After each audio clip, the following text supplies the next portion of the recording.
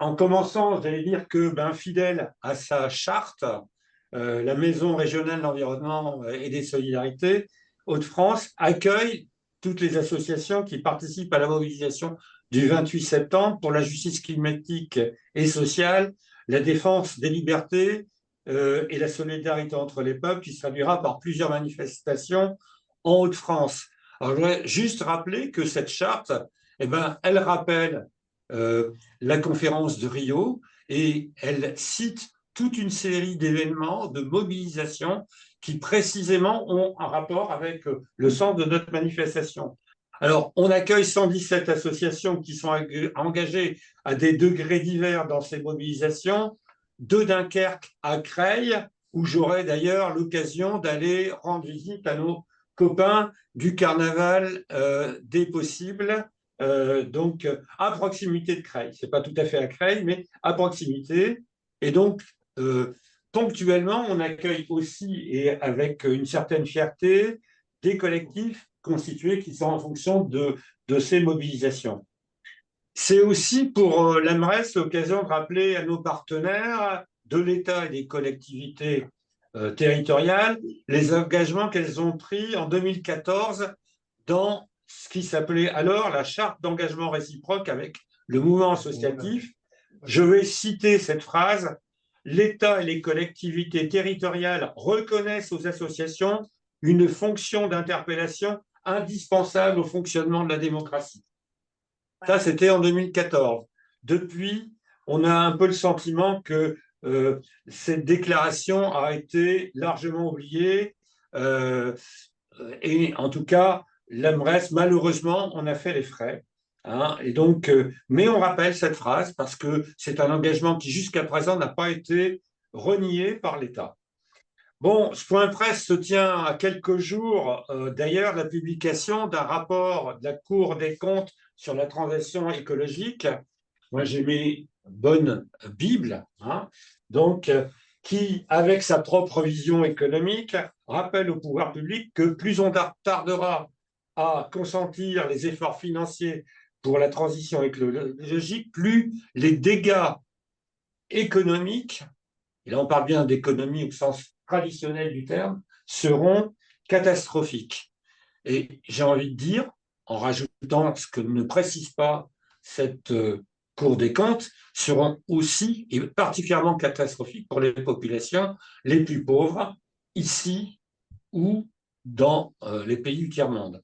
Donc c'est l'une des raisons de notre mobilisation aujourd'hui, mais je vais plutôt laisser la parole aux autres organisateurs en rappelant que cette initiative s'inscrit dans une démarche internationale, l'initiative internationale Rose Line, portée par les peuples autochtones du Brésil et du Pacifique en prévision de la COP 30 à Belém au Brésil en novembre.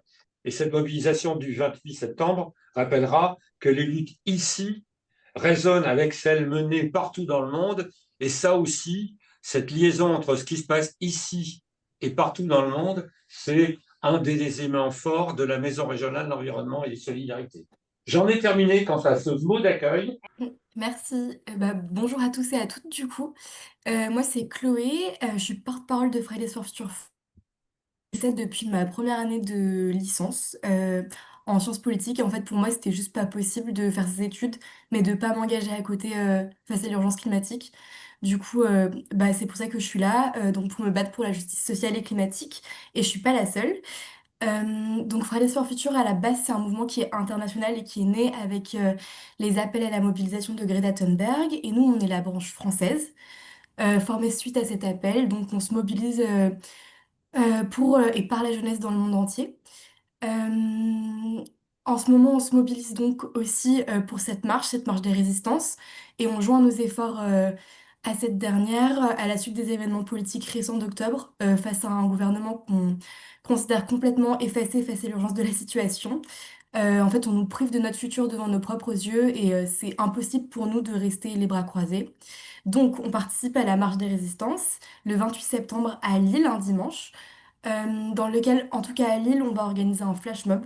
Donc ça s'inscrit aussi dans cette idée de COP qui va se passer au Brésil, donc dans un climat assez carnavalesque, si j'ose dire quand même, même si le sujet est assez grave. Donc c'est une mobilisation du dimanche pour le climat, la justice et la liberté. Selon nous, la lutte climatique, elle peut pas être dissociée de combat pour la justice et les libertés. Voilà, et puis j'aimerais bien terminer par notre mantra. Du coup, nous, c'est la COP est pleine, c'est-à-dire qu'on veut des actions maintenant. Macron l'a rappelé au début de ce mandat, ce sera un mandat écologique ou il ne le sera pas. Bah, pour l'instant, on penche plutôt sur le pas. Donc, on aimerait que ça change et assez vite. Donc, nos revendications, c'est climat, justice et liberté. Et puis, tout est là. Et on pense aussi que le rôle des jeunes, il est très important et légitime. C'est notre avenir qui est en jeu.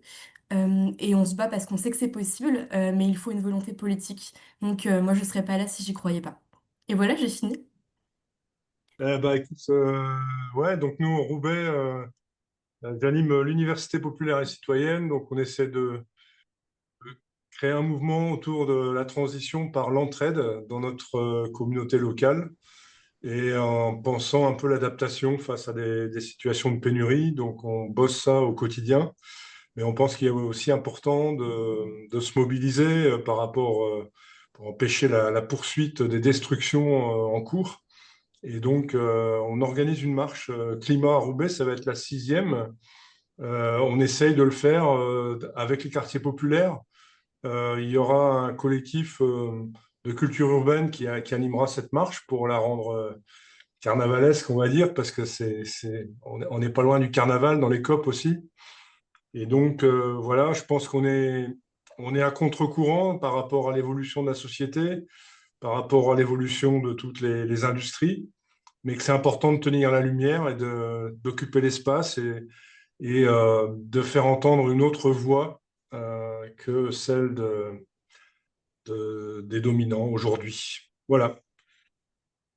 Merci Vincent. Juste une petite question. Il y a une histoire de ligne rouge. J'ai entendu dire que tu avais amené une ligne Ah rouge ouais, avec ouais. toi. Oui, donc on a fait une ligne rouge comme ça, voilà. Et on a 20 mètres de ligne rouge là qu'on a tendu samedi avec une conférence de presse à Roubaix pour annoncer la marche qui aura lieu donc dimanche à 14h30. On part de la Grand Place, on va jusqu'au Parc Barbieux. Habituellement, on arrive à être à 200 personnes. J'espère qu'on sera plus ce coup-ci. Voilà. Est-ce que c'est possible de tenir la ligne rouge déjà avec les gens qui sont présents dans la salle? Ça serait, Vas-y. euh, Ouais, il y en a 20 mètres, donc Alors pas tout, hein, déroulez pas tout.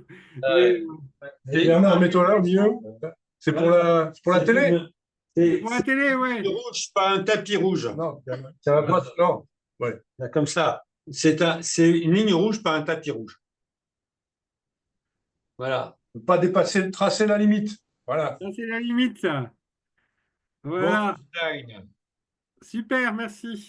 Oui, mais du coup, moi, je représente Alternativa à Amiens. Et donc, on organise la marche des résistances ce dimanche avec pas mal d'autres assos et collectifs. Donc, on a notamment dans la co-organisation Artisans du Monde, Urgence Palestine, Amnesty International. Donc, on est très content d'avoir réussi à fédérer autour de nous sur cette marche. Nous, à Amiens, on a aussi envie de rebondir un peu sur la pétition contre la loi du plomb, parce que bah, on est toutes et tous concernés, mais encore plus nous en Picardie avec tous les champs de betteraves qu'il y a autour de nous, même si voilà, l'acétamipride a été retoqué par le Conseil constitutionnel, il y a plein d'autres choses encore qu'on souhaite revoir dans cette loi du plomb. Donc c'est un vrai axe, en tout cas, dont on souhaite parler lors de cette marche. On va aussi avoir ce côté festif et pour ça, pour nous, c'est hyper important de rendre cette marche festive. On aura des batucadas, on aura des chorales engagées, militantes. Donc voilà, et on pense que la mobilisation sera au rendez-vous après effectivement les quelques marches climat qu'on a pu faire en 2021-2022. Là, c'est un renouveau et on pense que c'est vraiment un bon moment actuellement de se refédérer, de montrer que on est nombreuses et nombreux à être sur la même longueur d'onde. À un moment donné, on a un peu un backlash écologique, social actuel. Euh, on a envie de montrer qu'on est nombreux et nombreux et qu'on peut faire corps ensemble. Donc voilà, on va organiser ça à Amiens ce dimanche après-midi. Donc Bertrand, collectif Ensemble pour le climat Lille, contributeur actif au Marche Climat depuis, oh là là, un certain nombre d'années. Bon, Bertrand, qui est OPSC, qui est un peu le collectif qui permet aux citoyens d'avoir une voix et qui, même ceux qui n'ont pas forcément envie de rejoindre un parti politique, un syndicat, une association, et donc qui organise des marches. Et donc ça, c'était un point pour dire qu'effectivement, donc nous, on organise la marche de Lille qui débutera à 15 heures porte de Paris et qui fera son petit chemin jusqu'à la place de la République.